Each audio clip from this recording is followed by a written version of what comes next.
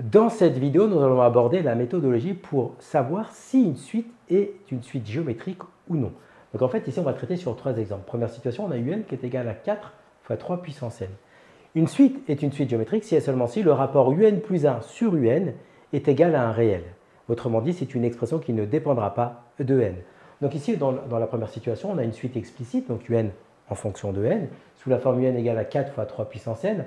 On va calculer le rapport un plus 1 sur un. Donc il nous faut un plus 1. Donc c'est très simple, on va remplacer tous les n par n plus 1. Donc un plus 1 est égal à 4 fois 3 puissance n plus 1. Maintenant, calculons le rapport un plus 1 sur un. Donc ça nous fait 4 fois 3 puissance n plus 1 sur 4 fois 3 puissance n. On va pouvoir commencer par simplifier par les 3. Donc il va nous rester 3 puissance n plus 1 sur 3 puissance n. Et on rappelle que a puissance n sur a puissance m, c'est égal à a puissance n moins m. Donc ici, ça nous fait 3 puissance n plus 1 moins n. Donc il va nous rester 3 puissance 1. Donc autrement dit, il nous reste 3. Donc en fait, ici, on a calculé le rapport un plus 1 sur un. Il est égal à un réel. C'est une expression qui ne dépend pas de n. Eh bien, ça signifie que notre suite est une suite géométrique de raison 3.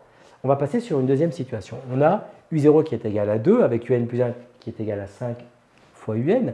Donc on a un plus 1 en fonction de un. Et donc dans cette situation-là, il faut toujours arriver au rapport un plus 1 sur un. Mais ici, comme nous avons une forme qui est récurrente, on a un plus 1 qui est égal à 5 un, il nous suffit tout simplement de diviser par un. Ça nous fait bien un plus 1 sur un qui est égal à 5. L'expression ici, c'est un réel qui ne dépend pas de n. D'accord, c'est un réel. Donc en fait, ici, on a démontré que la suite un est alors une suite géométrique de raison q est égal à 5. On passe à la dernière situation. Pour cette troisième situation, on souhaite vérifier si la suite un qui est égale à n carré plus 1 est une suite géométrique ou non. Donc en fait, la méthode classique, eh bien, c'est de calculer le rapport de un plus 1 sur un. Donc lorsque je calcule un plus 1, ça me fait bien n plus 1 au carré plus 1. Et donc en fait, ici en développant, ça fait avec l'identité remarquable n au carré plus 2n plus 1 plus 1. Donc au final, il va nous rester n carré plus 2n plus 2. Donc je fais le rapport un plus 1 sur un. Donc il va nous rester n carré plus 2n sur 2 au numérateur sur n carré plus 1. Et donc ici, en fait, par rapport aux exemples précédents, on ne peut pas simplifier. Donc là, on a le sentiment que n carré plus 2n plus 2 sur n carré plus 1 va dépendre de n. Donc, on a le sentiment ici que ce n'est pas une suite géométrique. Et bien, pour le montrer de manière beaucoup plus facile, au lieu de passer dans cette situation-là de un plus 1 sur un, vous arrivez à une situation où ça dépend de n, eh bien on va plutôt appliquer la méthode suivante. On va calculer les trois premiers termes de la suite, donc u0, u1 et u2. Donc on fait u0, donc c'est 0 carré plus 1, donc ça fait 1. u1, c'est 1 carré plus 1, ça fait 2. Et u2, c'est 2 carré plus 1, donc ça fait 5. On connaît u0, on connaît u1, on connaît u2. On rappelle, comme on l'a écrit ici, dans le cas d'une suite géométrique, eh bien le rapport entre un terme et son précédent va rester constant. Donc en fait ici, je calcule u1 sur u0, je trouve que c'est égal à 2.